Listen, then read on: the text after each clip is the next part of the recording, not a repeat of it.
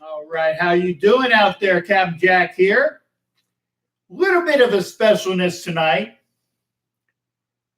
I am broadcasting dual, and hopefully we'll be able to do that because I was not on last night. Because I was not on last night, and I hope everybody saw the Facebook quote that I said earlier. I was dog tired, and when I went home yesterday,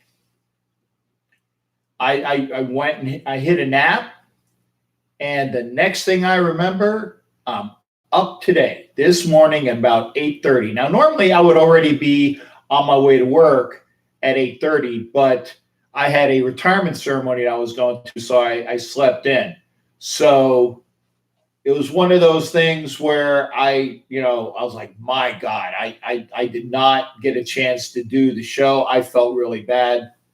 So because I didn't do the show last night, I figured I owed the people that are here that want to join me, okay, to do a show, but I'm going to open it up to Facebook so that the Facebook viewers can see it. The people on YouTube can see it. So I'm doing two screens, and we'll be there. Like I said, if you're not already subscribed to the YouTube channel, and actually I think I probably going to have to move the camera over a little bit more. There we go. Okay. If you're not already subscribed to the YouTube channel, there is the channel right there. Now, I have brand new placards that are available. But you know what? I'm going to wait to unveil them. I'm going to wait to unveil the placards until the full room is done. And the real reason why I say that is because you guys have seen this view of the room for a while. And tomorrow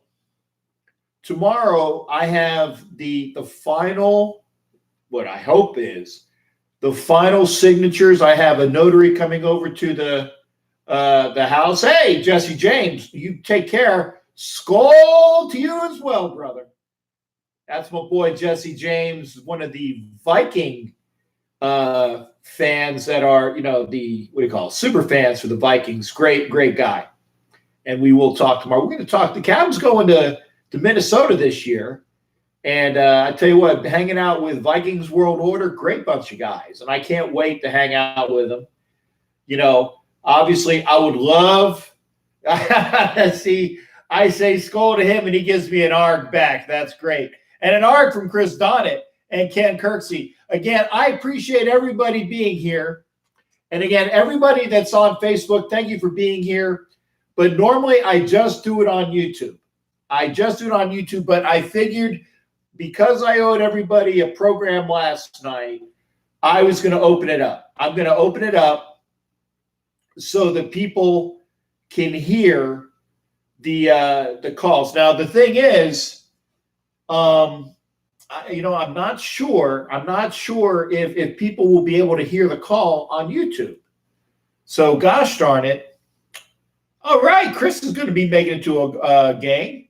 Get some sleep. Okay, hey, my gentleman friend, Mr. Peterson, calling all the way from. Let me see. It's Sweden. I believe it's Sweden. I know it's one of the countries up north. I believe it's Sweden. Sure, you get some rest. You get some rest. I am going to open the phone lines up, and hopefully we'll be able to hear the phone call and me on both computers. I don't know. So if you're on Sweden, there you go. I wanted to make sure.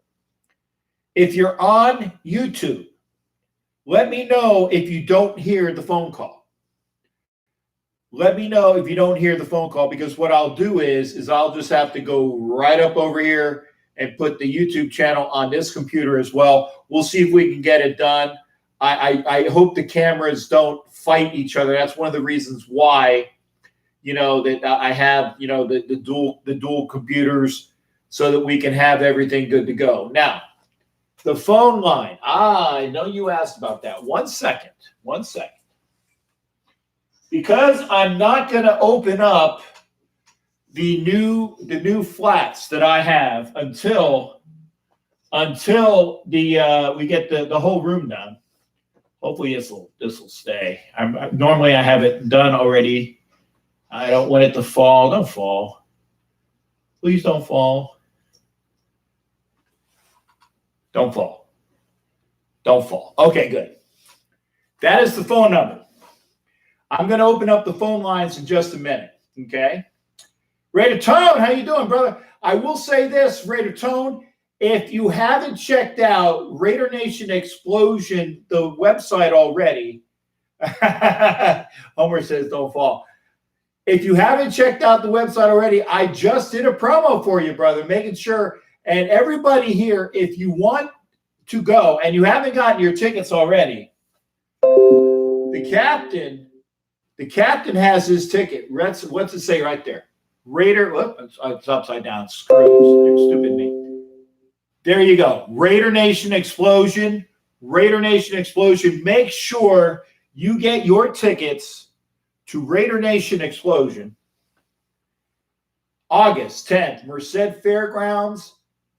Come out and enjoy it. I mean, I am flying all the way from Florida. Okay. It's costing, well, I don't want to say exactly. Okay. Plus hotel, plus rental car. Why? Because I want to be there. After 1 second, though, 1 second is, all right. Happy Friday. Got Jared in here. So I got my Pittsburgh crew in here as well. I'm glad we have this going on. Okay, thanks, Ken. I'm glad you got the promo going. Here's the thing. I always start with the bottom line up front. And I got to do that tonight's show. It's a little bit of local news, but it's national news. Okay? And for those that know what's going on here, you'll understand where I'm going with this. Okay? The local news is this. The Tampa Bay Rays, I got a call in already. Hang on, let me get to the Google Hangouts. See if I can get my phone up there and make sure I can get it there. The Tampa Bay Rays have gone into exploratory talks to. I didn't get you in time. Call back. Oh no, it's 8:08. I got a call from Hawaii, so make sure you call back. I got my phone line open now. Okay. But I wanted to start with this, okay? The Rays have pretty much all but given up on being a major league team here in the Tampa area, okay? Okay, Edwin, I apologize, Edwin. Call back. I didn't have my line open in time. I apologize, Edwin. Call back. I'm calling now from the Aloha State, Edwin, please call back. I didn't get my line open in time, okay? But this is my bottom line up front, and it is important for folks that are sports fans because the Rays have given up being a major league team here in the Tampa Bay area. They said that they're going to do a split games in the Tampa Bay area, and they're going to do some games in Montreal. That's a bunch of crap. Now, as Raider fans, we all know what it's like to have our team taken away from us. I get that. But at least Mark Davis was telling everybody for the longest time that, he was trying to get things done, trying to get up. At least he was kind of upfront about it. He went through the motions, then the LA thing, and then, of course, with Las Vegas. The owner here in Tampa, Stu Sternberg, is a blatant frigging liar. A liar, okay? Saying, I'm trying to do this, and I want these people to go here, yada, yada, yada. It's crap.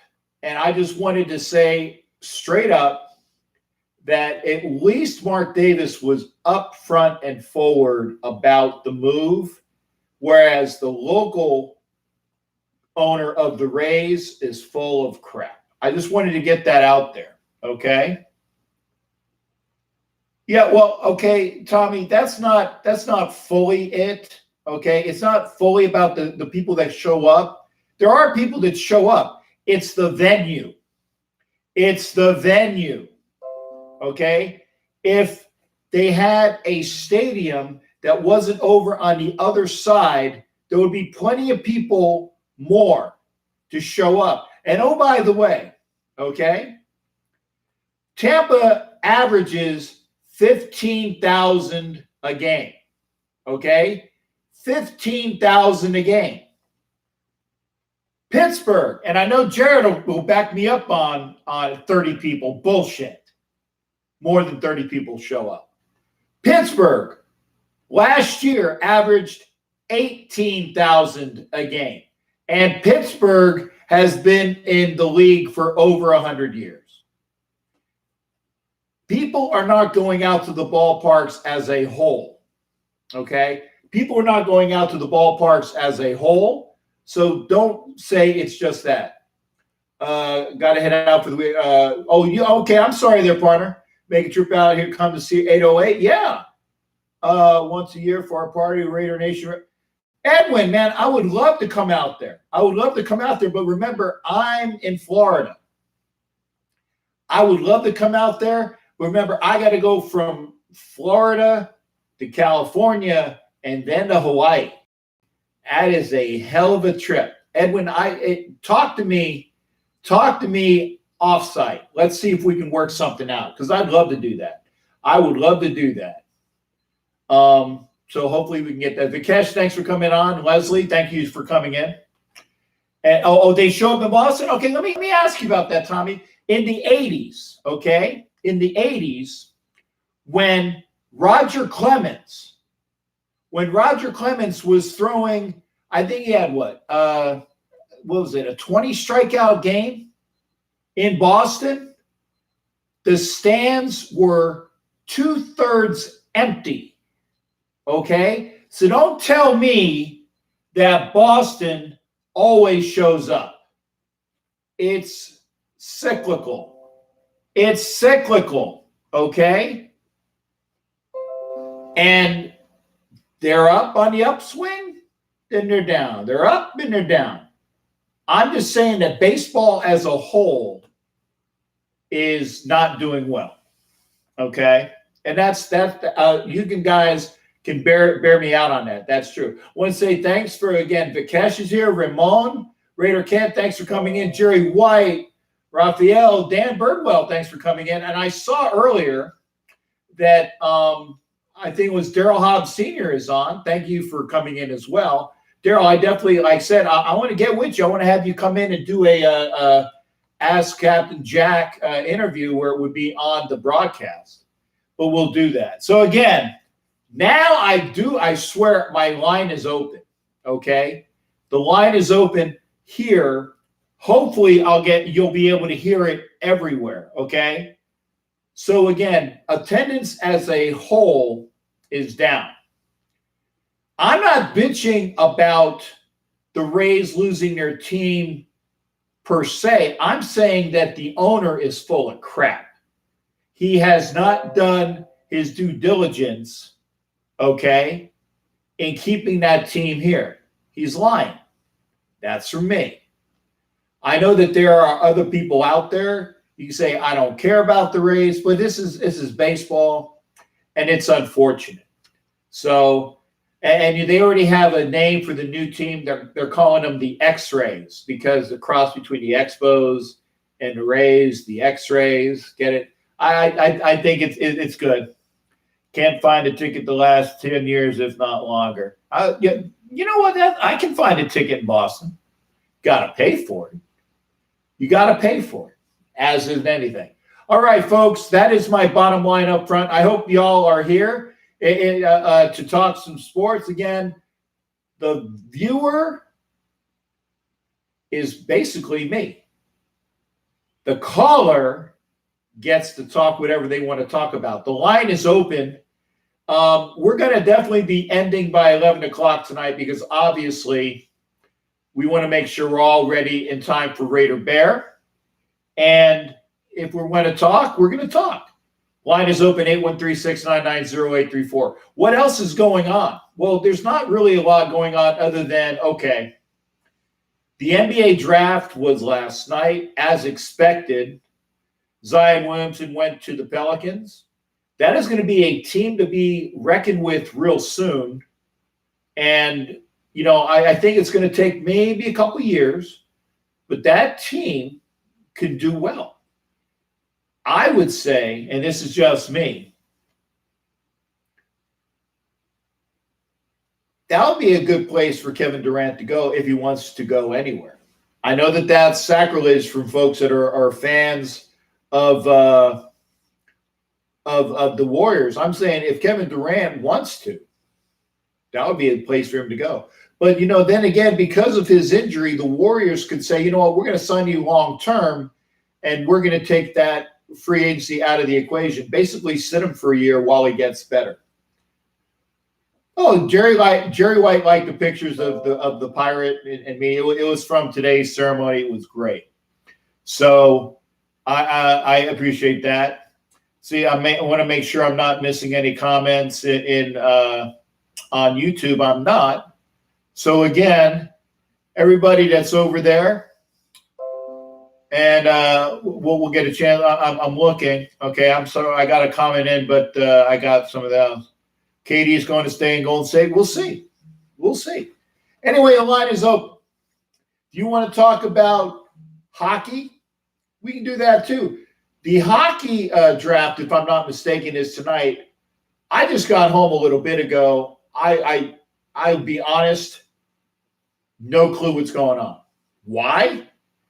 Because in the hockey draft, much like the baseball draft,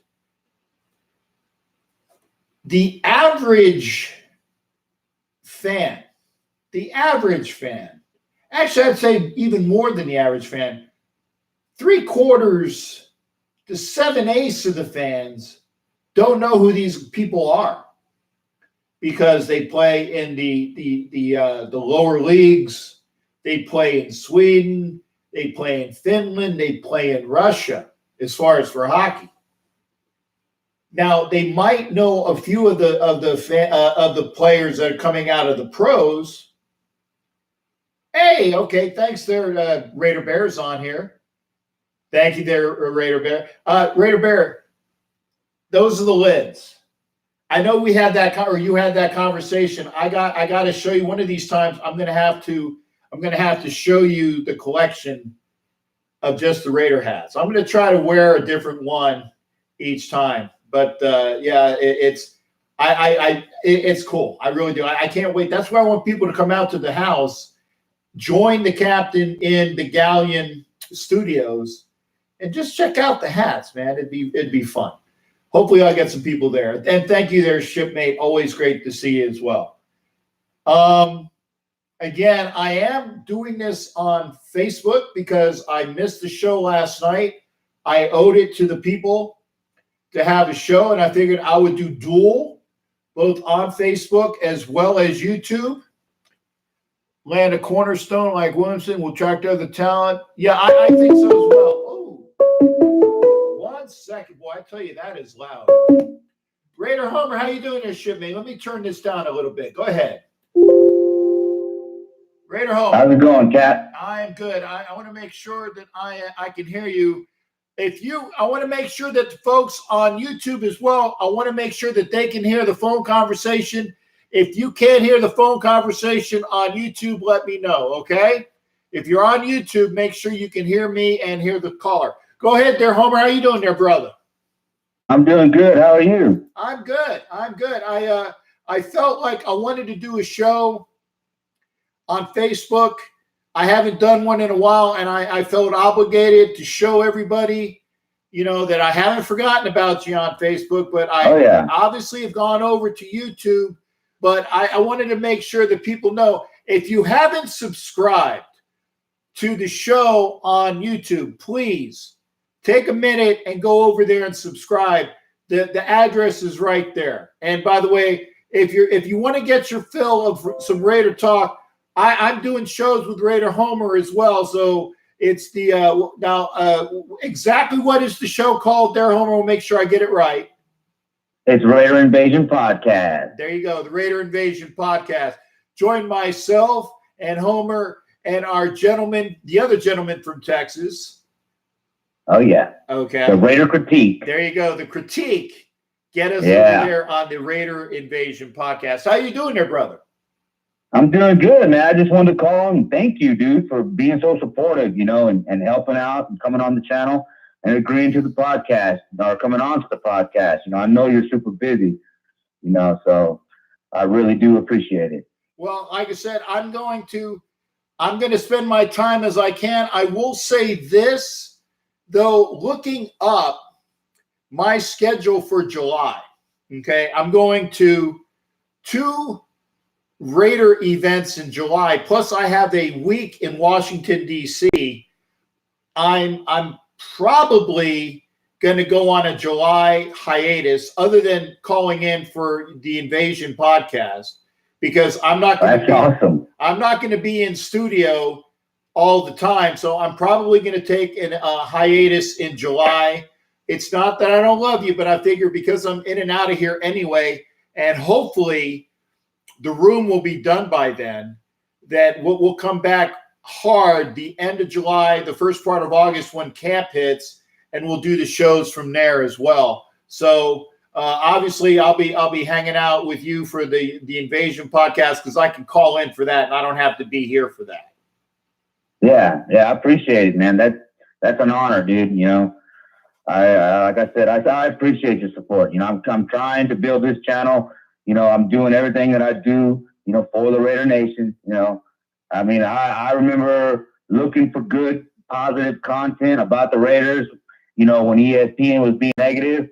And now, I think we're going to start winning again. And, of course, ESPN is going to start talking good about us. But, we should just make sure that we support each other, and the fans, give the fans what they want, and continue to provide good content. That's right. Now, are you listening over on YouTube, or are you listening over on Facebook? YouTube. Okay. Can you hear yourself on YouTube? Oh, I turned everything off when I called in. Okay. Yeah. Well, good thought there. Yeah. Never mind. Well, do me a favor. When you go back, see if you can go back on YouTube to see if you can hear yourself. So I want to make sure that the folks on YouTube are getting the volume as well. But what else you got for me tonight there, Homer? Well, nothing really. I didn't really call with the question, except what the hell happened last night, I guess. Because I was sitting there in my computer waiting. yeah, I know. And okay, good. YouTube is telling us that they can hear us both fine. So thank you there, Frankie Rizzo. And thank you there, Tommy. I appreciate that. Good. I was worried about it because I want to make sure that everybody can hear everybody. Yeah, no, I guess you've been putting in too much work, right? I was beat tired, man. Like I said, I took a nap because I said, well, I want to take a nap. This way I feel fresh for the show. And I remember maybe getting up like around, I went to bed, it was like around, I want to say 6 or 5:30. I think maybe it was 5:30 Eastern time. And I remember like waking up, my eye opening, and look, I have one of those alarm clocks that has like projects the time on the ceiling, so you know what time it is. And that's cool. Yeah, it's cool. And I remember opening my eye and it said it was 8 o'clock, and I'm like, oh, okay, that's good. It's 8 o'clock. I still got a little bit of time left. And I went to bed, and the next time I remember waking up was 7 o'clock this morning, and then I had to get everything squared away to do. I posted on Facebook. So again, I apologize to everybody that I missed the show. I hope you guys will forgive me. That's why I'm on here doing a dual. Oh broadcast. Man, everybody forgives you, man. Everybody forgives you. I know that, dude. The captain needs his rest. Well, I appreciate that. And hey, we got some more folks coming in. Vicky, thanks for coming in. And Anthony, thanks for coming in. Monty Hall and Paul Haven, thanks for coming aboard as well. Carmine's here too. It's great to see everybody. So I'm happy we all can hear everybody. And and Raider Bear gave me a positive on the lid. I like that, man. If I get a Raider Bear, dude, he was giving me some positive words the other day. I also did a promotional video. I'm sorry I come on and talk about my channel, but I did a promotional video for my boss and the Violator. I was working with them, and man, so I can't wait to see how that goes down. I'm glad I put you in that video too. Yeah, I'm glad you're going. I saw it. I saw it with your daughter. Yeah. That's right.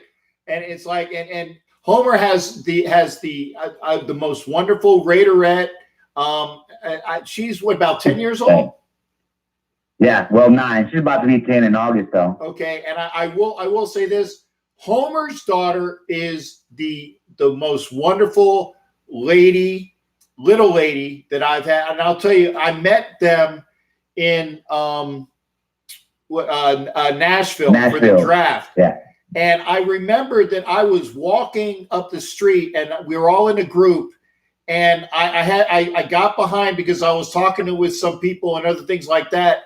And Homer's daughter stopped up above, and Homer asked her, said, "What are you stopping for?" And she said, "We got to wait for the captain. We got to wait for the captain." and that just, that hit me right here. That she thought enough to make sure that I was there in that group, and it was great. Well, it's because you made a connection with her. You thought enough about her to sit there and talk to her. When we were at that. I don't always remember everybody because I see a bunch of people, so I get upset at myself if I can't remember everybody I meet. And I really do. I take it personally. Like, hey, when did we see? Granted, I'll remember your daughter from that event, and I'll most likely remember when I see her with you, because then I'll have that recall. But I meet a lot of people and I can't remember everybody, and it makes me upset that I can't remember everybody. I remember faces, but I can't remember exactly all the names and when I meet people. So it'll be good to see everybody. So again, folks, I just call it the old Captain Salty Head. I love seeing everybody, but if I don't remember exactly, it's not me being an ass. It's because I got a lot of folks going on. Well, you're going to 14 games this year. I know that you're going to be at week 1. I'll be there by myself, and at the Houston game by myself. But I'm working with the Silver and Black Empire to get my tickets to go to the Jets game. And Nikki Hayden is helping me out with the hotel and things like that. So, I'll be in New York, and she'll be there with me. So that'll probably be the next time you would see her. Good. Yeah. And well, I might see Nikki when I'm in DC next month, because I got that the work week where I'm going over there for some training for my civilian job. So hopefully I'll get a chance to hang out with folks at DC Metro, at least for a night. Yeah. And hopefully I'll see folks up there as well. And I see that Frankie and Edward are still talking cupcakes. So I don't know what you got the conversation. We don't bet on this channel. We bet cupcakes, but that's just the way that is. Okay. Cupcakes, you said? Yeah, betting cupcakes, because dollars would make this a gambling show, and I don't do gambling shows. Cupcakes. All right, that's good. Betting yeah, I don't like to gamble either, man. That's right. That's right. But I like cupcakes, though. Oh, I do too. Vicky, I'd love to go in Santa Maria. That was Santa Maria. That was which event was that? Was that the Santa Maria? Oh, that was the one that they had just a while ago. That was. Oh yeah. Joker Raider was at that one. Yeah, I don't. What I would like for folks to do is this, and I say this for everybody. If you know of an event that's coming up, make sure I know about it like months in advance, okay? And then I will do my best to get out there. But remember, folks, I'm coming from Florida, and it is not cheap. It is not cheap to fly from Florida over to California at any time. That's why I was saying when I'm going to Raider Nation Explosion, the airfare itself, I think, is like close to $600. Ooh, yeah, man. I got the price tags to yeah, that makes sense, because it's like $300 for me to fly to California from Texas. So yeah. Oh, I got a okay. I'm going to I got to get rid of a troll. Hang on a second here. Oh man. Okay, hang on. Whoop. Yeah, it's sad when the nation trolls each other, man. Then the nation needs to stop all that. That's for sure. Yeah. No, when I go on YouTube, and if I can do it here, there we go. Yeah, there we go. Just I'm gonna hide you. Thank you. You're gone. But you know what? And this is what I have to say about that. Let's see if I can get the sound to work. Come on. Come on. Come on. I need. Man, I'm going to fly to Florida, man. We're gonna get. You said you had that interface, right? I might take a trip to Florida, and we could hook all that up and run it through your OBS, dude. Because the recording, the only problem I'm having with OBS is that for some reason, every once in a while it drops the microphone for a split second. But I can figure that bug out. I think it's more about my computer than anything. But man, I'm telling you, OBS is fun, man. You can switch through scenes, so you would be able to do make a scene that is the same thing, the same camera pointing at you, right? But then you can switch over to the scene that is the exact same thing, but you can add media file or anything like that to it where you can get the sounds you want. I mean, OBS is awesome. I can't wait till I get into a position where I can live stream. Yeah, I just got to have the time to do it. In fact, tomorrow I got to go to work for a couple hours because I have to make up the time that I was out today. So tomorrow night and also on Sunday, if I get a chance to, I'm going to try. It's a matter of time. I need more time in the day to do this. So yeah. I appreciate that. Hey, I'm going to open up the phone line there, Homer, but I appreciate you coming aboard and chatting with me, brother. All right, no problem, man. You have a wonderful night shift, mate. You take care. Say hi to the little one too. You too, and I'll talk to you tomorrow. All right. Take care. That's Raider Homer. And again, if you can't get enough of the podcasts that we do, Raider Invasion podcast, myself, Raider Critique, and Raider Homer, we're going to be doing that on YouTube. I had to get rid of a troll on YouTube, but such is life. Anybody this was the comments is something about, do I order salads at McDonald's? I'm like, you know what? Bing, bye. If you're not a troll, then don't act like one, okay?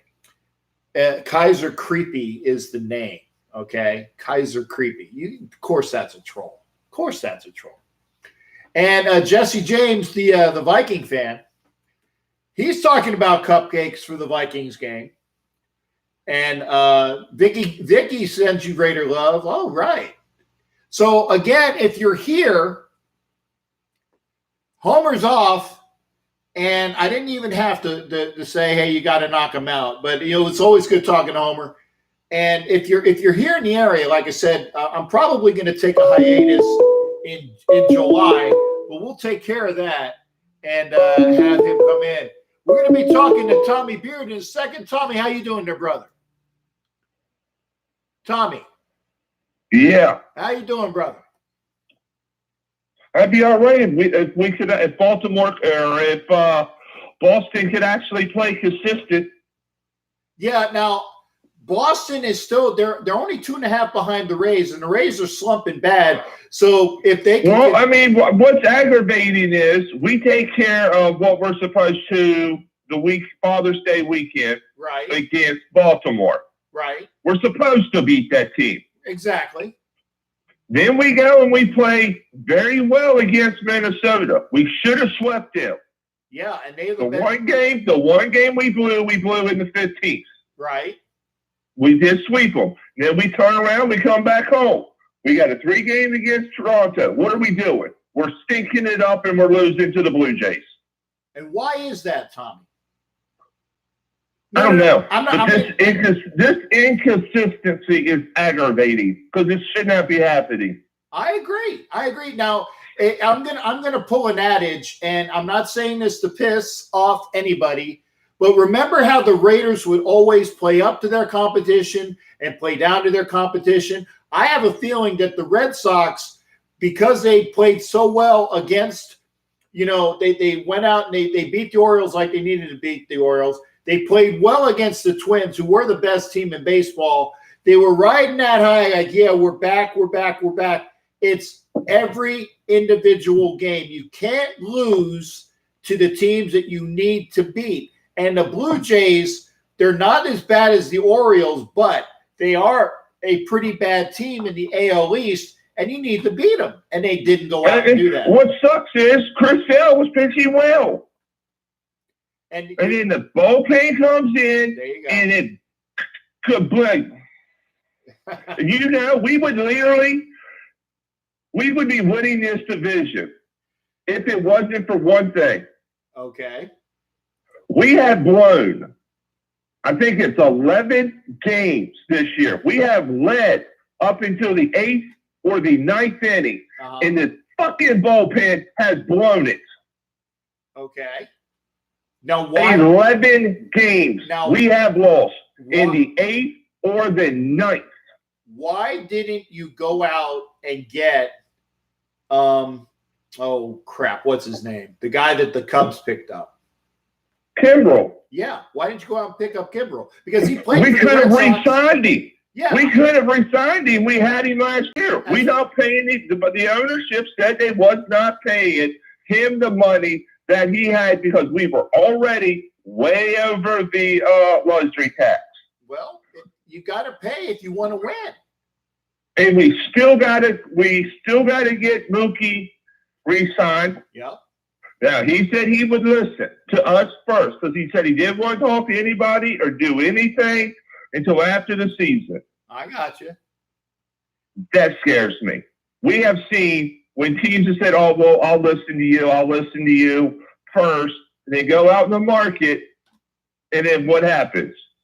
Gone. Yep. We have got to re-sign Mookie Betts. I got you. And again, if you let go, now he is, to me, he is the heart and soul, really, of that Red Sox team is Mookie Betts. That is the Dustin Pedroia of now is Mookie Betts. Well, he really took over that after David Ortiz retired. Yeah, he did. It kind of, I mean, take nothing away from what Dustin Pedroia has meant to this city.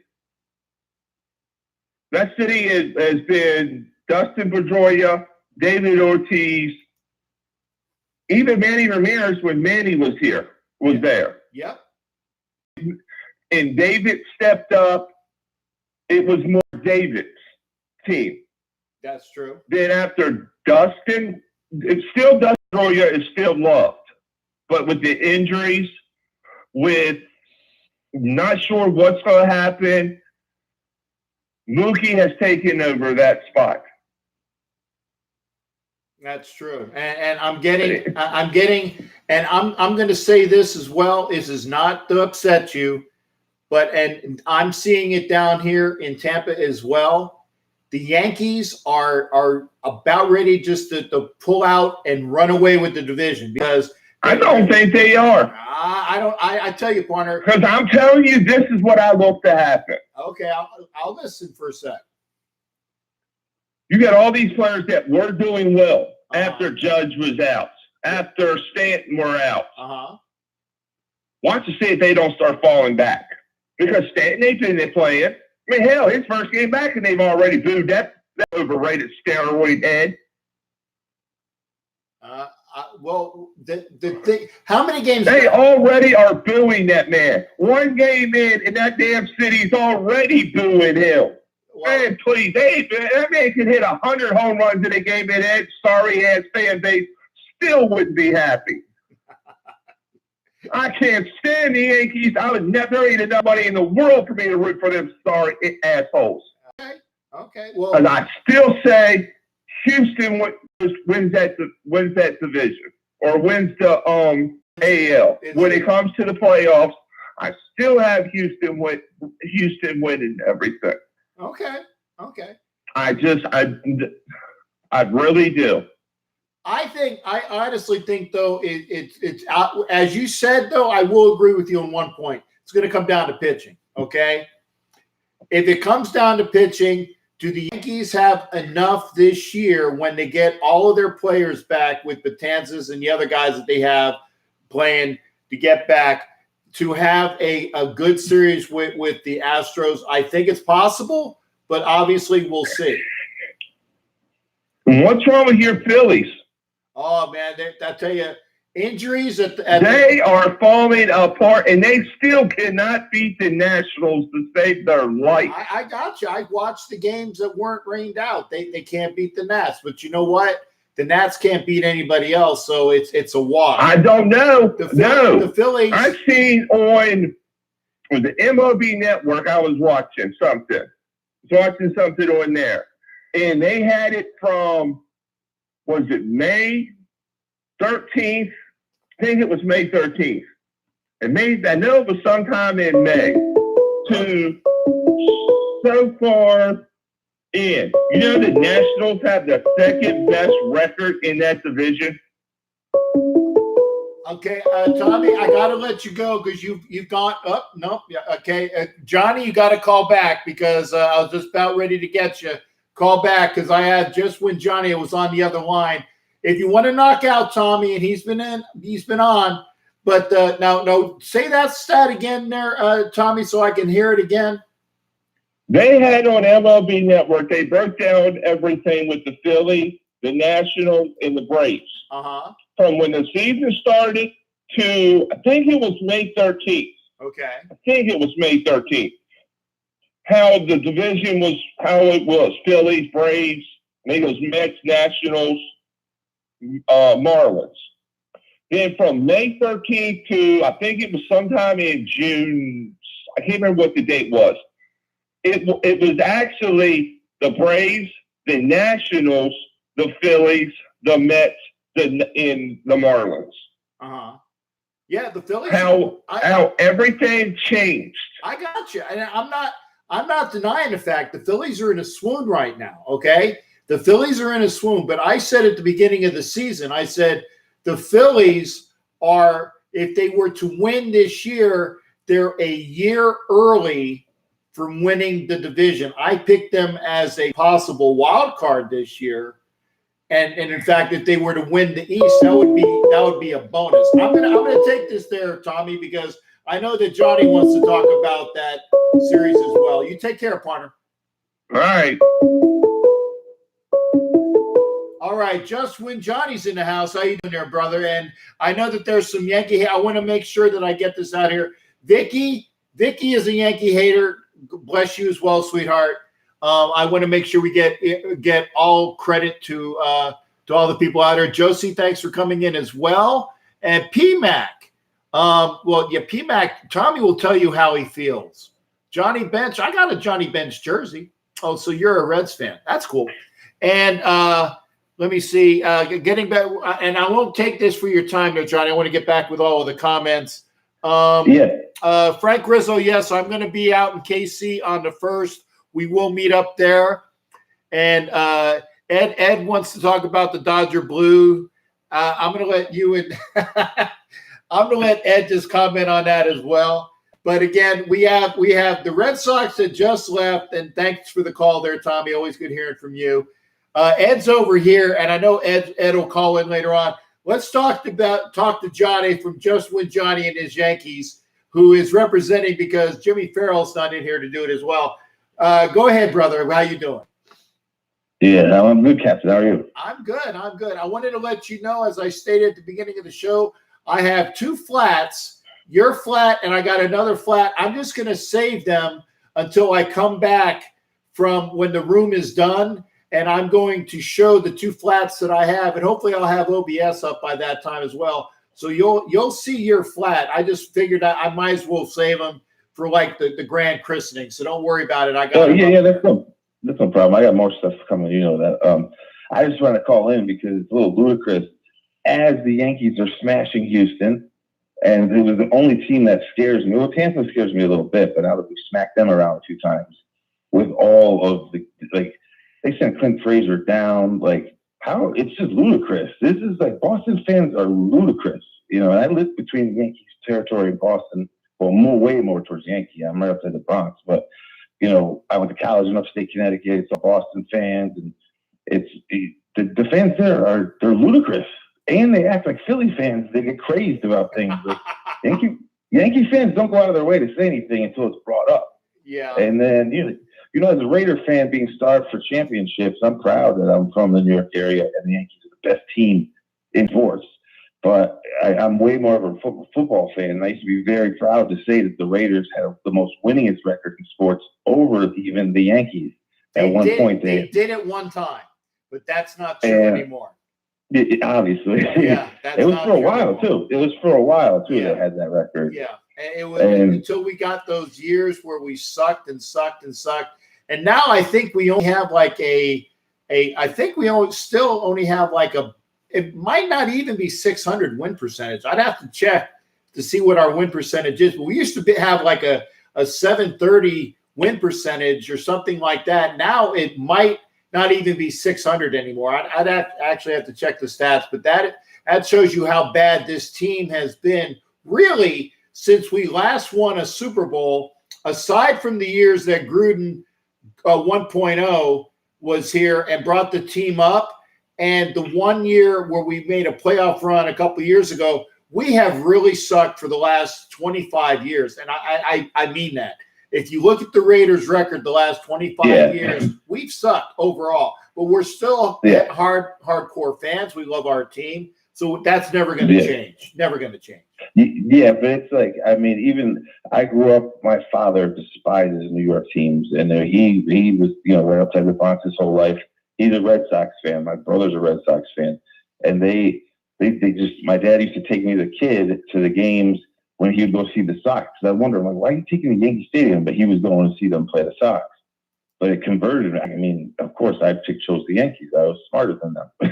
But it's funny. My brother moves up to Maine, opens a barber shop, and he has so many Patriots fans coming at him at those Raiders gear on. He wears a New York hat up there now. And I'm like, you're a Yankee fan. Or you hate the Yankees. He's like, yeah, but I want to show these people where I'm from. He says the fans up there are that bad and annoying. He wears a Yankee hat and he's a Red Sox fan. So that tells you something. Yeah. But I'm just proud of what the Yankees have done. And it's these fans, they always hate on it. You cannot hate on what they're doing right now. Look at them. They're doing this they sent Clint Frazier down. That guy was amazing, but they just don't have any room.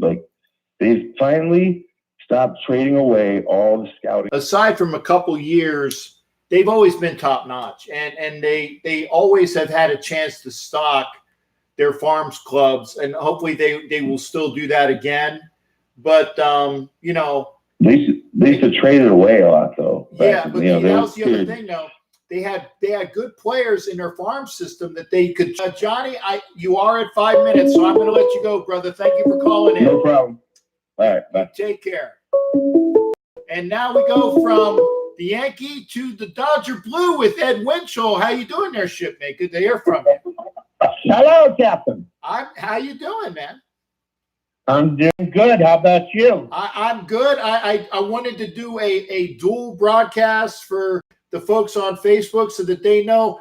Folks, again, if you're on Facebook, please come over to YouTube, because I'm just doing this show as a gesture of the show that I missed last night.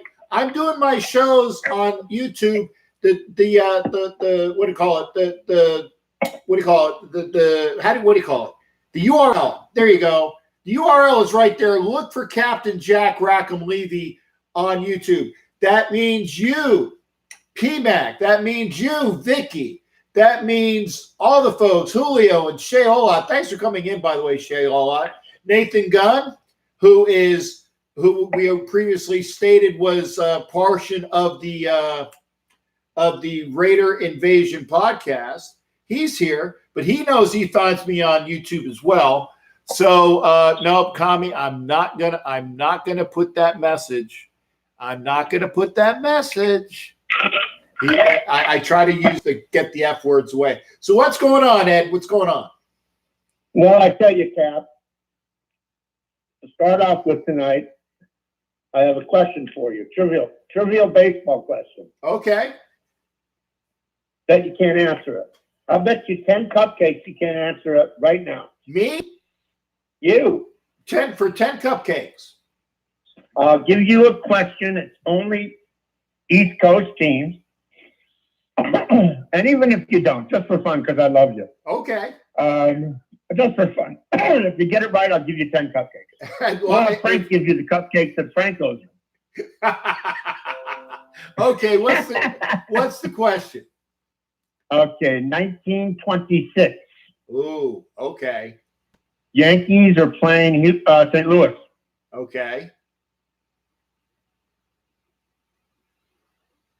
The Yankees are at bats, and they made the last out of the game. Uh-huh. And do you know how they lost the game?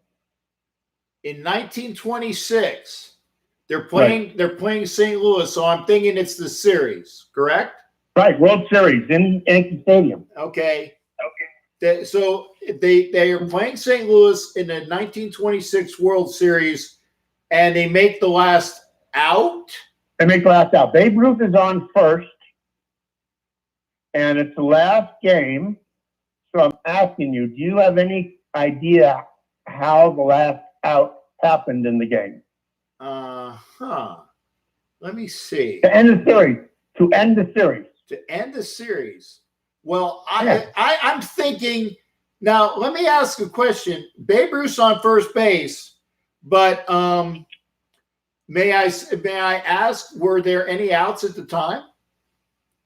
Yeah, there were two. Okay, there were two. Okay, because I was gonna pull something strange out of my butt and say that they hit into a triple play, but it would have been strict. I'd have to have two runners on, and then the guy would have hit into a triple play.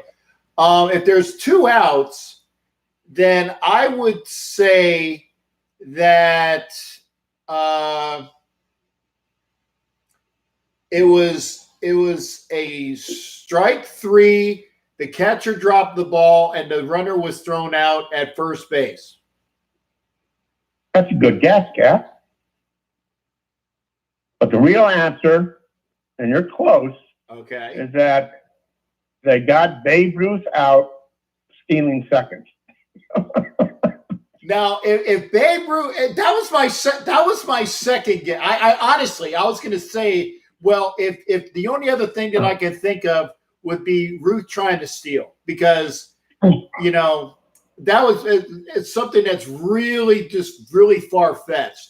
Why in the hell would Babe Ruth try to steal a base granted, now in 1926, maybe he's not Right. as portly as we are led to believe over all of these things of the time. But you know what? Yeah, You know, they were champions in 27. You know that. I mean, everybody knows that. right.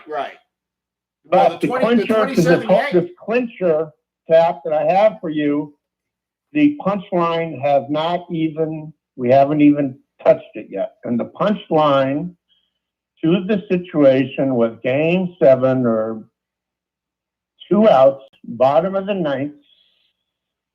Ruth tries to steal second and he's thrown out at second. Okay. But nobody remembers. Guess who was on deck? Well, if Ruth is on first, then I would say that Gehrig was on deck. That's right. So he stole second in the World Series last game, 2 outs with Lou Gehrig coming to the plate. Right. And, Right. and so, like I said, Is because that crazy? I know Gehrig hit behind him. So Right. But is that crazy? Well, it was the other thing that, like, do you remember that in the I can't remember in the All-Star game, and let me make sure that I have this right, that there was somebody famous on deck during an All-Star game when either the guy made and I'll have to look it up, but it was like one of those, like, who was on deck when this guy did this? And it was like maybe Henry Aaron was on deck or something like that. So I'll have to try to remember the exact one I had. But again, I was looking for that, you know. Oh, hey, Vicky, thanks for coming in, Vicky. You come back and see me again, sweetheart. Make sure you go to YouTube, Vicky. Go to YouTube, please. Please go to YouTube. Speaking of Hank Aaron, okay. You know when he hit home run number 715, yes, who the Braves were playing against? Oh, it was. And who was the pitcher I got it. that hit it? Dude, I watched this at my home. Al Downing was the pitcher for the Dodgers. That's right. That's right. In Atlanta, Fulton County Stadium, and you know who caught the ball? It bounced in the. I don't think it made the seats. No, it didn't make the seats. You know who caught the ball? No. Tom House caught the ball. You know, Tom House, the famous, you know, the guy that works on everybody's, but not just in baseball, but in football, the throwing motion. Tom House was a pitcher for the Braves, and he was in the bullpen, and he caught number 715. So yeah, wow. I know about 715. It was a Tuesday night, by the way. It was a Tuesday night, and it was an NBC broadcast, and I was let me see, it would have been Kurt Gowdy and Tony Kubek. Right. And I was watching from my home in my goodness, was I down in Florida then? Trying to think. No, they were in Atlanta. It was Atlanta Fulton County Stadium. Okay. Now, I want to bring some much needed light to the baseball situation. Okay. You know, I think number one, Boston's not going to go anywhere, and I want to make that clear, but you know, not everybody has the knowledge that we have in baseball. But I do think, as I've always said, and anybody that wants to throw some cupcakes my way, when there are 30 teams, and I'm picking 2 out of 30, which is approximately 6%. That's right. You guys all have 94%. That's a big swing. Yankees at Dodgers winning 5. Okay, Yankees. So you're saying that the Yankees are going to make it from the American League, and the Dodgers, right? And you're going to stand behind that. Oh yeah, Okay. In 5. I'm picking the game like I did with in basketball. Okay. So, You know, Tommy. whoever wants to take me on that. Okay. If you would like, if you would like to have a cupcake bet with Edward, again, not that I profess the gambling. This is not a gambling state. This is not an offsite. No. This is We not an all love offsite to thing. eat. Eating is good. If you would like to take a cupcake bet with Ed Winchell, okay, get with Ed, and you guys can do your cupcakes on your own site, okay. But for whatever, how many ever cupcakes, Ed Winchell is saying that the Yankees will win the American League, that the Dodgers will win the National League, and that he's picking the Dodgers in 5, correct? Yep, 5. Okay. And Tommy's going to take you up on that. Great. Well, I'm reading Tommy's comments. He says Dodgers will, I'm sure he meant choke for the 3rd time. Yeah. So Dodgers will choke for the 3rd time. And yeah, I know what you meant with chalk for choke. So Tommy will probably take you up on some cupcakes. That's great. I mean, everybody can have their opinion. That's right. That's right. And I respect that. It's just some of us know more about baseball than others. Again, that's between you and everybody else. No, I'm speaking totally in general. I'm just saying, I am just the moderator, the guy who answers the phone, because you are asking Captain Jack, and I appreciate that as well. Thank you. Okay. Okay. Hot Wheels. Okay. Hot Wheels. I know. And Hot Wheels. I know who the Hot Wheels is Dusty. So, oh shit. I just tuned in to hear the biggest joke ever. And, I think that I don't know if Dusty is on you on that there, Ed, or not. I'm not sure. Dusty will probably reply. I do know who Hot Wheels 84 is, so I didn't get him out. I know he's not a troll. Dusty's a great viewer, and I appreciate everybody for viewing that as well. But again, Ed, I appreciate the call in. I'm gonna let you go. And again, thanks for calling in as well, shipmate. Always good hearing from you. Thank you. You too, and have a good weekend. You have a good weekend as well. And that's Ed Winchell, and he threw down the gauntlet. Oh, Kershaw is a choke artist. So again, if you are watching, Dusty, who do you like in baseball, Dusty? I want to know who that is. The Yanks will crush anyone. This is from Just Win Johnny. We just got Stanton and Judge back, and be realistic. I'm just saying, because we're all waiting on Raiders. Well, okay, I take it back. Most of the people here, I think almost everybody on Facebook, and 95% on YouTube. And the reason why I say 95%, because there are some people on YouTube that are not a Raider fans, but they are up here as well. I know, Angria. I know this is we're in the off season, and thank you for calling back, Angria Trask, my lady.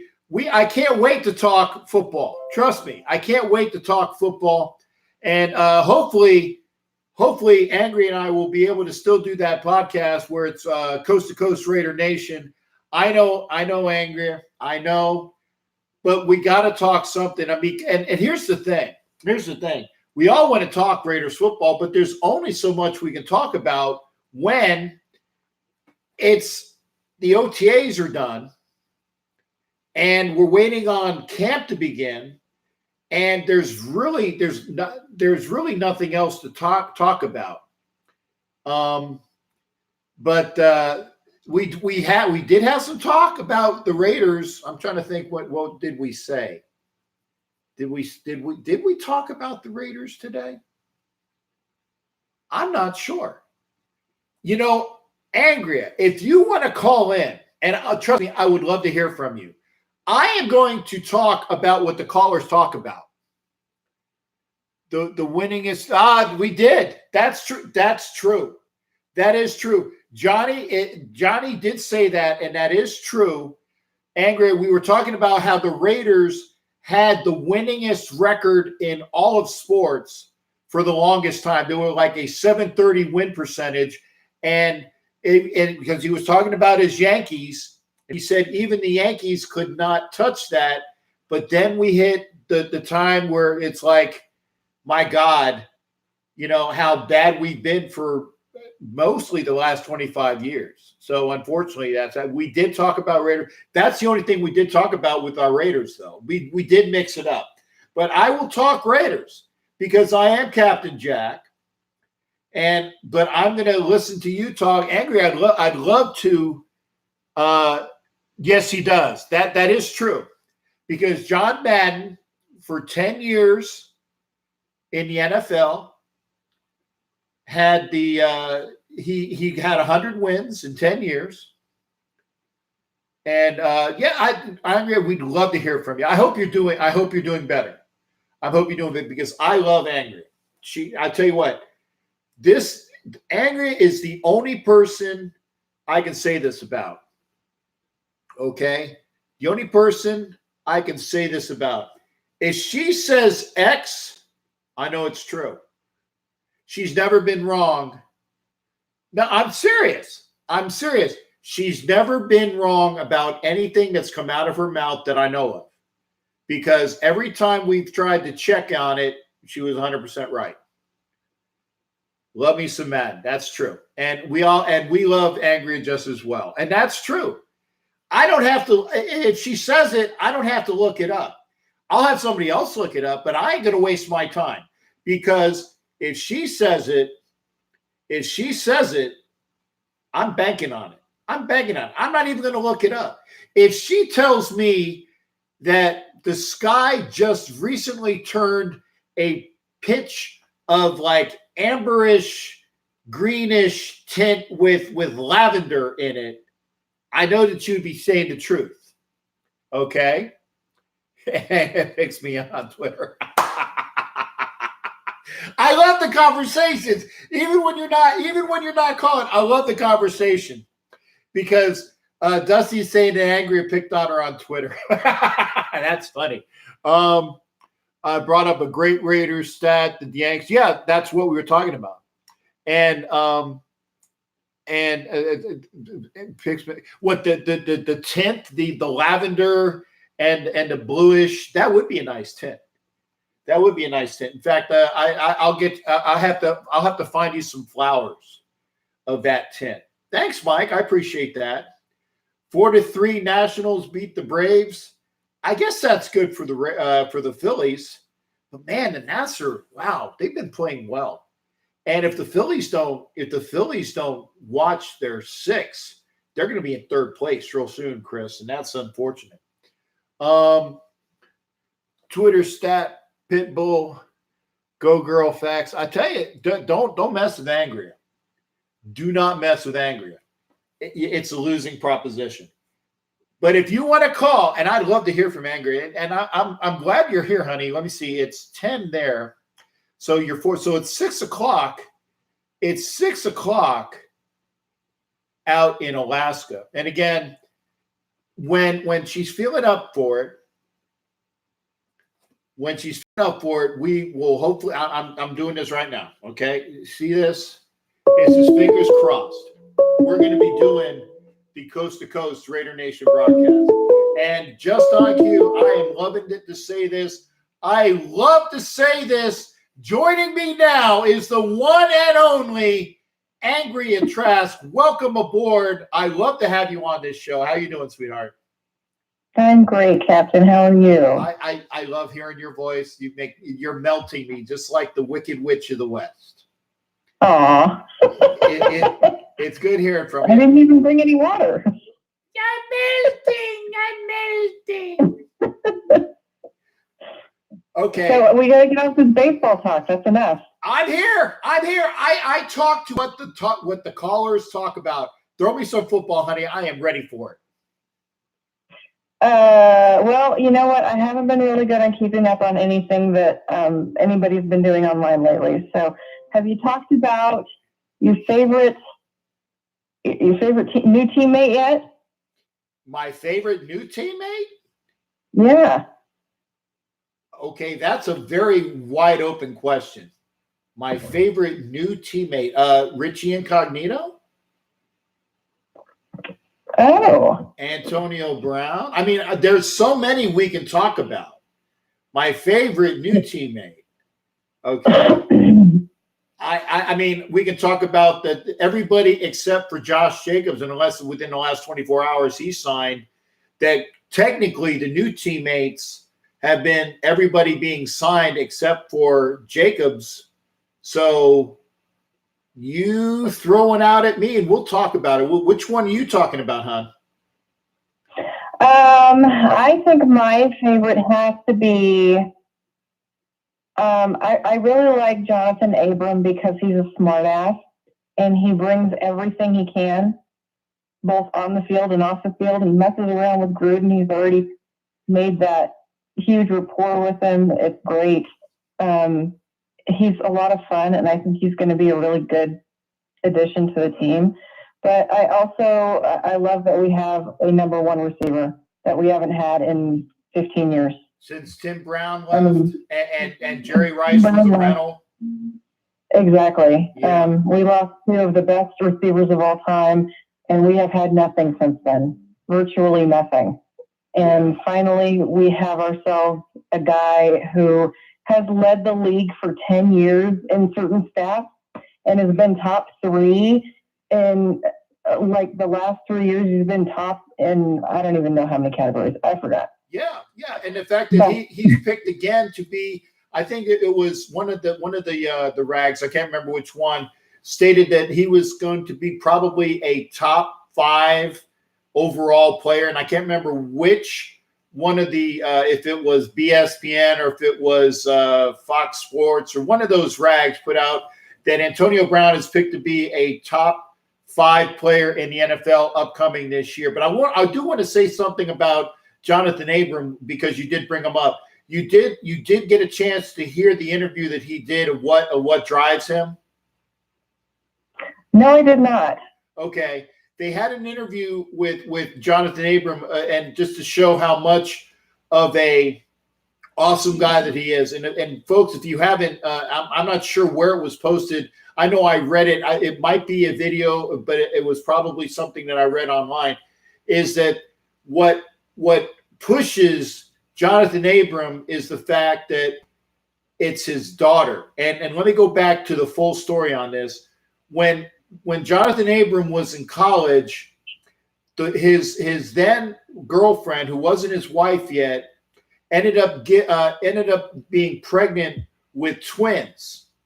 And during the pregnancy, she had a complication where the twins were, and I don't know exactly what it's called, but they're sharing one placental bit of nourishment, which means that one baby is getting more nutrition than the other baby, and that the other baby's heart has to work harder in order for that baby to survive. So during the pregnancy, at one point, they had to go into an emergency surgery, and I think that the twins' names were Hallie and Harley, and one of the girls unfortunately did not make it through the procedure. So the one daughter that Jonathan Abram has is such a daddy's girl in the fact that they have,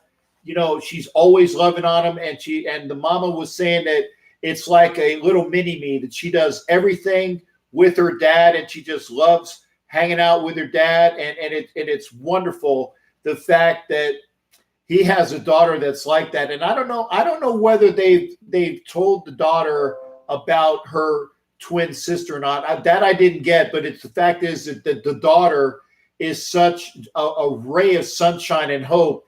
And that's what makes Jonathan Abram just the man that he is, and the fact that he knows that he's doing it for his daughter, for his family, and things along those lines. And that, in a nutshell, is the reason why I know that this kid is going to be something special for this team, just off of that interview alone. And that is wonderful. I do remember hearing the story about that because it made me so, like, it made me cry. It was just, you know, what a terrible thing to have to go through, along with this amazing little miracle you're making. Then, you know, there's this death along with life that comes in. And that's got to be one of the most heart-wrenching moments of your life. And it builds a lot of character. So I do remember the story, and I remember that I had a lot of respect for him after hearing that, because I couldn't imagine going through that. Yeah, that's, I mean, you grow up fast, and I tell you, that is something that's, you know, it choked me up reading that. And I know that the Raiders have done their due diligence. Again, everybody was talking about how the Raiders reached for Clelin Ferrell and how the Raiders did this wrong and did this wrong. I tell you what, with Mike Mayock running this draft with John Gruden together as a team, they've hit home runs with everybody that they picked. And this team, with whoever is left over from the team from last year, it's because Gruden wants them there because they showed something, which is why Cook is not there. Because I told people at the beginning of the offseason, I said, Cook ain't coming back. I heard it from a source within the locker room that Gruden did not like his work ethic as a leader. All of the people that we have on this team are leaders. They want to be here, and this is year 2 of the gel. When the team gets together on the gel this year, it's going to be the springboard for one more great free agent class coming into Vegas next year in 2020. And then, of course, the draft picks that we're going to have for next year. I know I'm hard on this team, and I said that this is maybe 7-9, 8-8, 9-7, depending upon how it all plays out. It's not that I'm poo-pooing the team. It's because this schedule is so hard with the team that is still a lot of youngsters with a few of the good older players mixed in. But it's going to take a lot for this team to gel, and I think that this is the most important year. And again, I hope you agree with me. I know that you sometimes don't. That's what I love about you, because I know I'm not just talking to some dumb airhead. You're not an airhead. You, like I said, you've forgotten more things than a lot of people know on purpose. Well, sometimes I feel that way. Sometimes I feel a little bit dumber, but thank you. It's not unfair to give them a 500 record, or even a little bit lower, a 7-9. That's why I don't like doing record predictions, because you never know what's going to happen before day one. And there are so many injuries that go on before even preseason starts. One of those injuries can just completely ruin a season. That's right. And the thing with, like, Clelin Ferrell, this is why I warn people, do not watch the Underwear Olympics. And I mean, you can watch it, because there was that funny clip that we put on our show a couple months ago with the guy whose package fell out while he was running the 40. That was hilarious.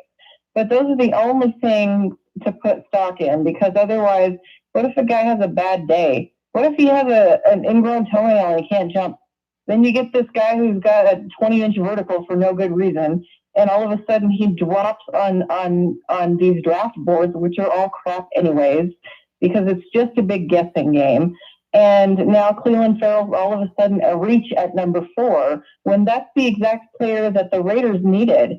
And you know who knew that was Mike Mayock, who is one of the, if not the most well-respected draft gurus in NFL history. I mean, since they've been doing this mock draft crap for the last 20 or 30 years, whatever it's been, he's been the guy.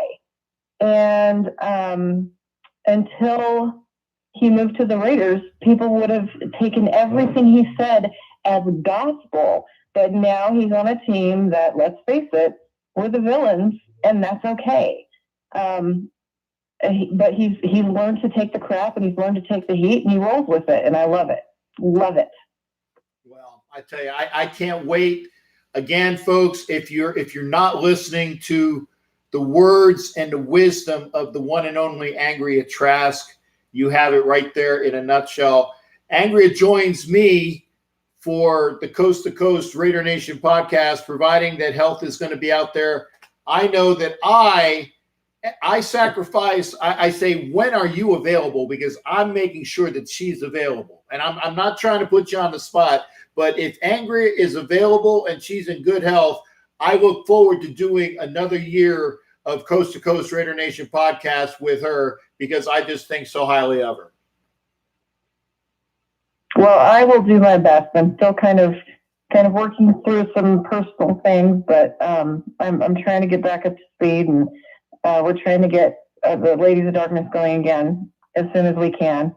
Well, like I said, you take care of you, because you are the most important aspect of your health, okay? And I say this, and we all agree with it, in the fact that you take care of you first. You take as much sabbatical time as you need, because when you're ready to come back, I'm ready for you, and I'm going to give you the biggest hug, the biggest air hug with open arms, because I know that Angria is coming back, and we're going to be ready for that podcast. I know, and I'm saying this right now, it's not going to be the same without you, but I can't wait to have you back on board. I'll do it solo until you come back, and I'll do my best to keep up on you, because I love to have a two-person talking head on that, and that's just for me, because I know I can't do it as good as we can do it together. Absolutely. Well, like I said, hopefully soon. Summer's definitely helping. It's the longest day of the year, so I'll get 23 hours and 49 minutes of daylight today, and tomorrow I'll get a little bit less. Well, just as long as the daylight is sunshine for you, honey, I know that everybody that's here, wishes you the best as for your health, and you make sure, again, don't be a stranger. Anytime anytime you see me and you say, what the hell is up with all this baseball crap, feel free to call in, because I love you for it. Absolutely. Anything else for me, hon? And that's one of the reasons why I have the schedule and the amount of miles that we have. I think that we went over this in a somebody had it on. The Raiders are at 35,000 miles in the air. Okay. 36 and some change, I believe. Yeah. Okay. See, there you go. She has it 36. So again, I don't even have to look, because I know she has it right. Okay. 35, 36. We're flying 30,000 more miles than the Jets are this year. There you go. And how is that? Yeah, and it's ridiculous. And the fact that the Pats have, I think, maybe 6,000. Maybe they have a little bit more, but not. I don't even think they broke 10. Yeah. Mm-hmm. So again, because of that schedule. Okay, Rizzo says 37. I tell you, it's within that. Because of those miles, and because of the time we have on the wear. By the way, love me some Val. I see you there, Valerie. I love you, Val. Love me some Val. There's one of my other Lady Raiderettes. I tell you, I'd love to see her on here as well. I want to make sure I got that in there, because I always give a shout out to Val. The mileage and that time away, that those 5-6 weeks away from Oakland, is going to be very, very hard to overcome. Okay. Mm-hmm. Now, having said that, we definitely need to go out at the earliest strong. We got to beat the first two. We got to beat the Broncos, and we got to beat the Chiefs. There's no two ways around it. I mean, you got to come out 2-0. Oh no, Valerie, I do mean that. I'm gonna hide that. Love me some Val. No, I'm gonna show it. But we got to come out strong, and for us to be here. But those 5 weeks away, it's gonna make this team stronger. That trip to London again, which is the quote unquote the home game, and then of course you get that off week afterwards. The first 6 weeks of the season is going to be telltale. Okay. As I was saying, we need to come out of that at least 500. And if we don't do that, then it's going to be hard. Andrea, I'm gonna let this other caller go and talk in. Thanks for calling in, honey.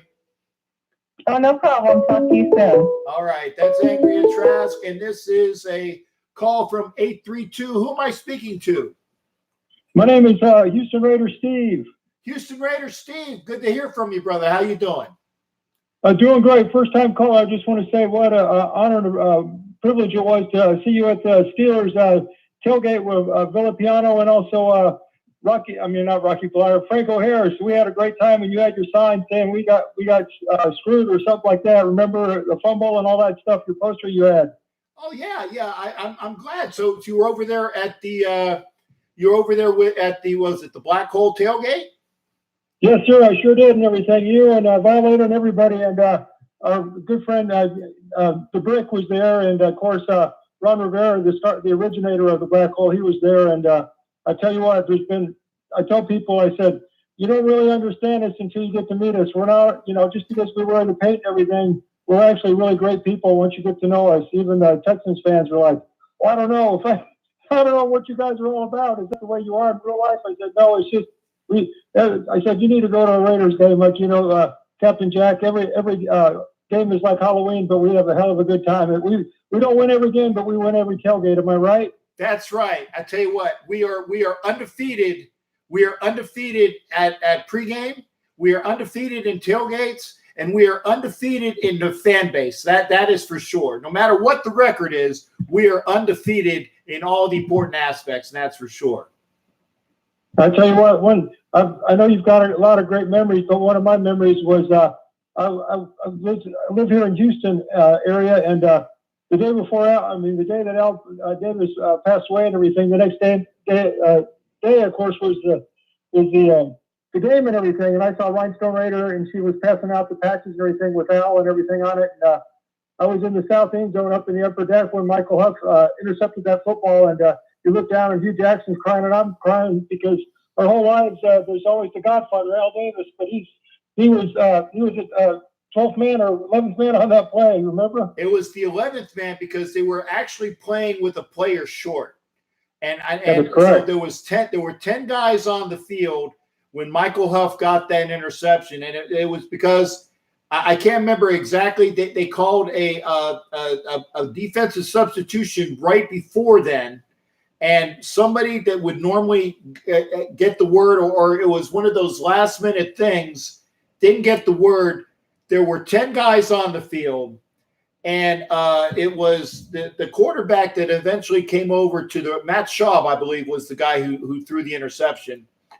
He threw it, and Huff, at the very last minute, basically just ducked in did the under coverage, grabbed the interception in the end zone. Game over, and again, Hugh Jackson falling to his knees and crying. It was so dramatic on that. And I tell you, it was a hell of a statement. Like I said, 10 men on the field, and no, it was Al. Al was the 11th man on that play, and everybody remembers that. And having that play go down the way it went down makes it that much more memorable. So yeah, it definitely a play. I think we'll all remember that game. I think we all will. The amazing part about that is Matt Schaub was making a break for the end zone, and he had a shot at getting the touchdown, but the last minute he went ahead and just threw it up that lame duck. But what's amazing about this, Captain, is that people know that they know that you're a big Raider fan, and I'm a big Raider fan, and people walked up to you like they did to me, and they would say, I'm not necessarily a Raider fan, but on that day I was a Raider fan for Al Davis for what he did for the league. That's right. And I tell you, it's good to be remembered. And I tell you, I can't say this more expressly. The thing is with, and they always say to a point, to a fault, how engaging he was, how how real he was, how, you know, he wasn't snowing your ass. He was right there in your face, good, bad, or indifferent, being real. The Bronx and Brooklyn all mixed up in one. You know, the New York portions that Al brought, he was just so real and just playing for the man. It was an honor for all of these guys, and they all say how uniquely touched that they were to be a Raider.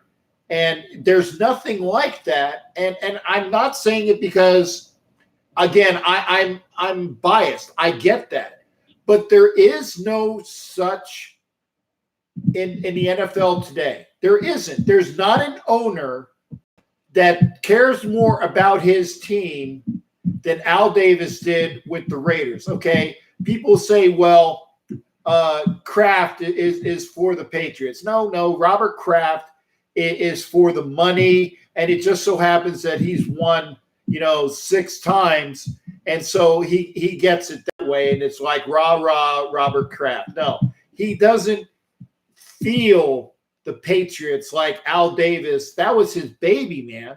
And there will never be an owner like that again. Jerry Jones has nothing on Al Davis. He thinks he's the new Al Davis, and there isn't. And it's unfortunate because the ownership that we have, and I'm going to say a name that everybody will hate, but Lamar Hunt was like that with the Chiefs, okay? He was about that franchise. They're not owners in today. They're all about any pro sport that will ever match Al Davis in that respect. I'm sorry I went off on a tangent for you there, shipmate. No, that's okay, because I agree with everything you said. He went to a lot of funerals, and he helped out a lot of his former players, and he did a lot of things charity-wise and other humanitarian stuff that we don't even know about, because he didn't want to bring attention to it. He just did things quietly as far as looking out for people. He seemed like the type of person that once you were his friend, as long as you didn't cross him, you were a friend for life. That's right. Don't you agree with that? I agree, and that's why if you ever were in Al's doghouse, Miss Davis's doghouse, you were not seeing the light of day. And I'm not going to bring up a sore subject, because we all know what would be the next words coming out of my mouth. But if you did something to piss off Mr. Davis, then you would not be well received. You would not be employed gainfully. And there's one person that I know I'm talking about, and I'm pretty sure that the inference is there. Okay. And I'm not going to say it, but again, you didn't cross Mr. Davis, and that's just the way it is. That's the boss. You didn't cross the boss. But the thing is, though, is that Al Davis did everything in his power to make you, the player, perform to your utmost. Before the owners did all of these little niceties that people nowadays say, well, look what the owner did here, and he did this, and he brought in that, yada, yada, yada, yada. Al Davis was way ahead of the game in bringing things to the players. He was a player's owner to a fault, and that's why at the end that the players of today, and I'll admit this, the players of today, of the latter 8 in the 70s and getting into the 80s, the players of the modern era did not play like you see that, and he still was behind his players. And that's why, unfortunately, the Raiders got taken advantage of by, let me say a person by the name of maybe Warren Sapp. Let me say maybe a person by the name of Randy Moss. You get what I'm saying. These players did not play for the shield. They played for the pocketbook. And that's unfortunate. And that's unfortunate that we'll have to deal with that. But again, Al Davis is definitely going to go down in history as, in my mind, being probably a top owner in pro sports history ever. That's just me. Exactly. And I just wanted to say before I get to the invitation, invite everybody to come down if you're able to do it October 27th for the Raiders and the Texans game. I know it's a way out and everything, but we would like to give everybody a warm Texas welcome. And I want to tell everybody out there, if you haven't been out there to the Chapel of the Chimes to pay your respects to Al. It's something you'll never forget. It's a moment that you feel like you're frozen in time. Wouldn't you agree, Captain? I agree, and I tell you, I go there every year. In fact, last year I went with my friend. Actually, Bill Wallenzier was watching this broadcast earlier. How you doing there, Bill? And Bill knows the people that I know. I took Nina and Mike. They were from Arizona, and they had yet to go out to the Chapel of the Chimes. I said, dude, when you go out there, take me, and I'll get you there as quick as possible. And I'm going to say this as well. If you go to the Chapel of the Chimes, okay, this is the best way to go see Mr. Davis, okay? If you're looking at the Chapel of the Chimes and it's right in front of you, okay, go to the very left and around the corner. There is an elevator, okay? Take that elevator to the top. I think it's to the number, it's either the third or the fourth floor, but take it to the top floor. Get out of that elevator, go very shortly out of the elevator, very quickly out to the area that's pushing out. Again, you're looking like you're going to the western portion of the Chapel of the Chimes, and that is where you will see the crypt of Al Davis next to Johnny Lee Hooker. You'll save so much time doing it, because the first time I went there, I meandered there for close to an hour before we figured out where the hell it was. So if you only have a short period of time, make sure you'll go out to the Chapel of the Chimes. You'll thank me later. Like I said, you're looking at the front of the building, go to the side of the building, to the western portion of the building, go up the elevator to the top floor, and then shortly out of that elevator, you'll go see Al Davis's crypt, I guess is the proper term, right next to Johnny Lee Hooker. And again, this is the last year the Raiders playing in Oakland. And if you're a Raider fan, after this year, there's really no other reason to go to Oakland other than to go see Al Davis's total and what's where I'm looking for, his laying in state, shall we say. Go this year. Right. Go this year. And thank you for bringing that up there, shipmate. I appreciate you saying that. No problem, but because you can't think of the Raiders without thinking about Al Davis and all the other great memories. As far as NFL franchises, like they always say at the Coliseum, there's 31 teams, and then there's the Oakland Raiders.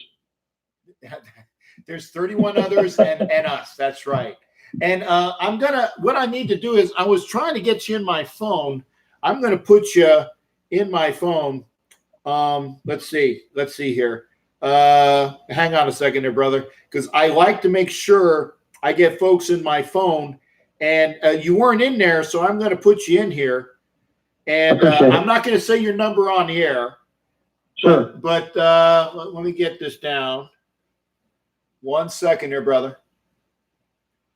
And I'm going to add you to contacts. I'm going to create this way. The next time you call in, hopefully, and sometimes it doesn't do it, but hopefully it'll be, you'll be in here. And it's Houston. Yeah, that is correct. I go by Houston Raiders Steve, or as Murph calls me, Historian Steve. I love to talk about the history of the Raiders and do research on Clem Daniels and Jim Otto and all the other great players. I love the Raiders. You know how it is, shipmate. Once you're a Raider fan, you're so darn proud. I had to clean that one up a little bit. Darn proud to wear the shield. We're all ambassadors when we wear the colors of the Raiders. And people remember, hey, you're the nice Raider fan. That's right. And I appreciate you saying that. I will admit, though, when there's a number that comes up on my screen, I had you on getting ready for Dump the Troll, but only because I don't know the number. But I'm glad that it panned out, man. One of the best calls I've had in a while for folks that are new to the show. And thank you for joining. Now, are you watching on YouTube or Facebook? Well, I was watching you on YouTube. I discovered your channel a couple weeks ago, and I've been a fan ever since. And I loved your Lincoln Kennedy interview. That was an awesome interview. And I tell people, if you ever have a chance to meet Lincoln, I met him at the Raider Image a couple years ago, but he's the bridge between the Jim Ottos and the Daryl Lamonicas of the New Day. And I can't think of a better ambassador for the Raiders as Lincoln Kennedy, and he does a great job when you hear him on doing during the game day activities. That's right. That's right. Well, and it's Steve, correct? That is correct. Okay. Well, I got you in my phone there, Houston Raiders Steve, and it was a pleasure. You got anything else for the crowd? Well, I just want to get your thoughts and everything about how do you think they're going to do? Do you think it's going to be 7-9 or 8-8, or what's your prediction? And it's been an honor to talk to you tonight, by the way. Okay. Pleasure. Well, thanks again. I honestly say that, and it's not because I hate, it's that it takes a while for this team, for each iteration of this team to get better. And that's why I said sight unseen of how these guys will play together. I always say, remember, if they're 100% better than they were last year, 100% better, that only makes them 8-8. And that's a 100% improvement, which is why when you take in mind that the amount of mileage that they have to go. And by the way, Val, I got your text. I got you, honey. Thank you. She said, well, that's shit. No. She was talking about the mileage. Thank you there, honey. I agree with you. When you take into 35 to 36 to 37,000 miles that they're putting in the air, okay, and the back and forth, and the fact that they're playing in 3 countries this year because they're playing that preseason game in Canada, all of the wear and tear. When you put that on primarily a young team, which is trying to get together with a good influx of some folks that are out there that are veterans, but this is primarily a young team. You put that all together, a fantastic year is 7-9 and 8-8, because this is the year. This is the year that they get better. And that's why I say at the very end of the year, when we're playing a lot of these games at home, I want to see how they're playing in the second half of the season. I want to see how they're playing in the second half of the season, because even if they're 7-9, 8-8, maybe they're 9-7, it doesn't matter what the record is, other than if they make the playoffs. It doesn't matter what the record is. It's how this team comes together this year. And I say to you, not as a homer, no offense, Homer, not as a homer, but if this team gels together, that there is no thought in my mind saying that this could be a playoff team come 2020, rolling into Vegas, getting this team together, meshing and gelling and firing on all cylinders. You get one more draft class next year, 2020, in the draft out in Vegas, and then that last batch of free agents that come in to hit Vegas, knowing how well this team can play. And I see a very good team this year. Maybe the record won't indicate it, but I want to see how this team plays. And I think they're going to play and mesh maybe better than their record. Maybe that there's injuries on other teams and this team is a playoff team. I don't know that, but I see this being a good team that's only going to get better. And I tell you what, now in 2016, we were 12-4, but that was a smoke and mirrors 12-4. I got to admit it. Right. 12-4, smoke and mirrors, 7 games, I believe, that we came from behind in the fourth quarter. You can't have that and be a consistent winner. When 7 of your wins are last-minute fourth quarter wins, that's rah, good on you. But just as many things could have happened where they could have been 6-10, 7-9, not 12-4. So that was a smoke and mirrors 12-4 to me. And I want to see a better team this year, and I think we're going to see it there, Shipmate. I really do. I'll tell you what, I know you've got to go, but in closing, I just want to tell you, it's been great talking to you. And as a Raider fan, I haven't been this excited since 2002, Ron. Would you agree with that? Oh, yeah. As far as you're concerned? Oh, yeah, I'm excited. I'll tell you what, anytime that I can be this excited, I only ask, and I say this, I'm not saying it mockingly, I say this for real. I look up to the sky. I say, dear God, my health is not always the greatest. I only ask that I live long enough to see one more Lombardi with the Raiders owner throwing it in the face of everybody around us for the just win, baby. And I'm getting this, and my father would be proud. You know, I want to see one more Lombardi in my lifetime. I'd rather see 3 more, but I want to see at least one more in my lifetime, and that'll be the satisfaction I get. And I honestly think that as long as my health can continue, I will see that in the next 3 to 5 years. I admit that. I know I feel the exact same way. You're thinking the same way I am, because I'm just thinking, I just want us to climb the mountaintop. The journey is the fun part, but like the year that we went, I was at that playoff game, and actually I was over at a sports bar. I met a friend of mine from Sacramento named Warren, and I remember when Carr broke his leg, I said, well, there goes our season. But I thought, you know what? I'm going to win, lose, or tie. I'm going to Raider fan until the very end, until my last breath. And yeah, I'm like you and everything. It's not just I asked a friend of mine, she's a huge Broncos fan. And I said, you wear your Broncos stuff in the off season? She says, no, I only wear it during the season. I thought, well, that's the difference between Raider fans and everybody else is we live and breathe this stuff. We can't get enough of this stuff, Captain. Would you agree on that? I do agree, shipmate, wholeheartedly and for sure.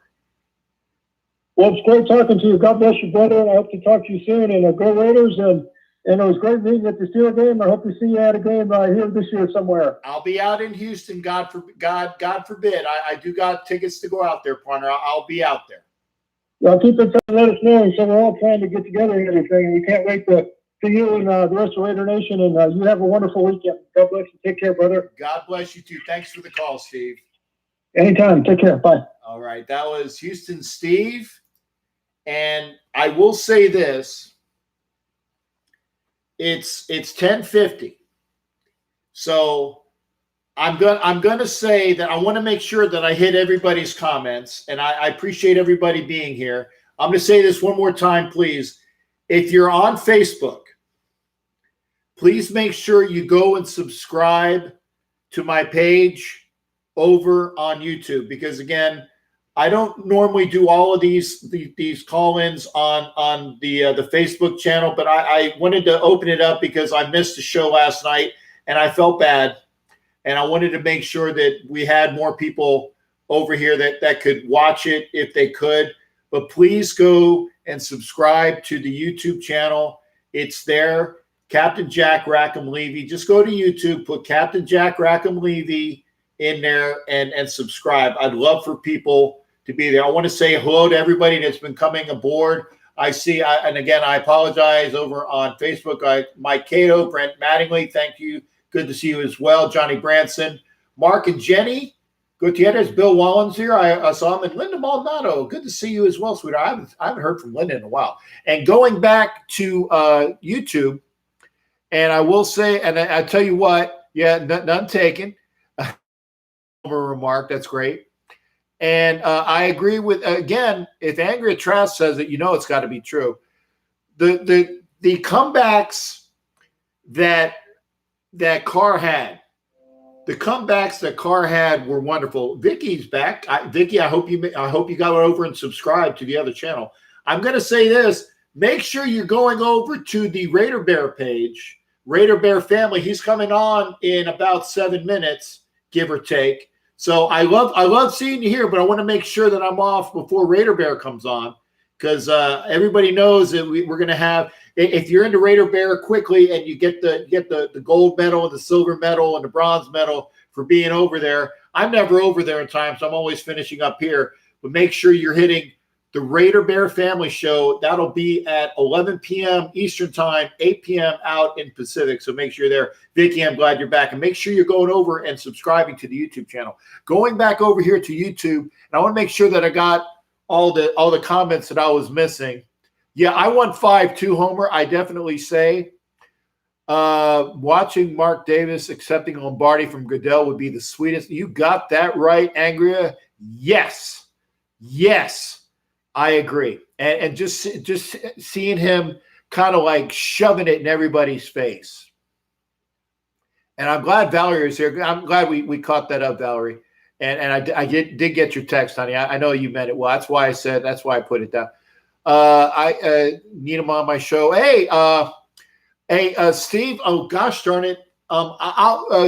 Angry. I will text you his number, and this way you can call him personally, and this way you can get together because for that history, I know that would be a great portion for your show as well. And remember, we have Raider Homer here and the Raider Invasion podcast. We have Angria Trash with the LOD Ladies of Darkness podcast, but it is LOD podcast here on YouTube. There's folks for the Crow's Nest podcast. You have Raider Critique. You got a lot of folks here putting out a lot of information. Make sure that you're going over, keeping up on YouTube. And YouTube. Okay, yeah, on YouTube, Vicky. Vicky. I'll tell you what. I'll reply to you right here, and I'll even give you the thing. But as you're watching here, there is a lot of Raider content that is made from myself, Raider Homer, Raider Critique, LOD Podcast, Crow's Nest Podcast. A lot of good stuff here. And we want to make sure that you are getting your good fill of Raider content. Make sure you go over to youtube.com. And that's for you, Vicky. I put it right underneath there in one of your comments. There you go. And if you don't know where to go, look at the comment I made. It's right here, youtube.com/C/Captain Jack Rackham-Levy. I'm usually over there doing the show, but I wanted to make sure I went over here on Facebook, make sure that folks were over there as well. And I'm going over here, reading all my comments here. And like I said, Angry, I will definitely hit that. Okay, Vicky, there you go. I'm here on YouTube. There you go. Well, Vicky's there. I'm glad. Thanks for coming over, honey. For those who want to know about Mark's haircut, check out Keeping It 300 with Fallon Smith. Okay. Keeping It 300 with Fallon Smith. Yeah, hey, Dusty, put the if you can, Dusty, put the link to that. I'd like to see that. Want to know about Mark's haircut? Check out Keeping It 300 with Fallon Smith. Great story. I'd like to see that. I don't know much about Mark's haircut.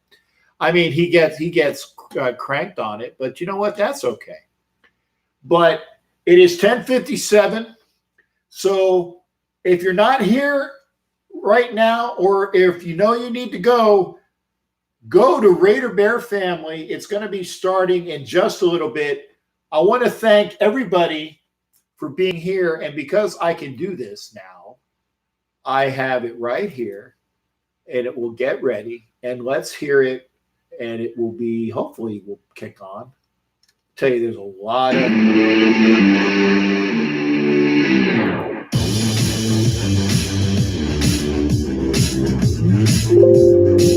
here's my outro music.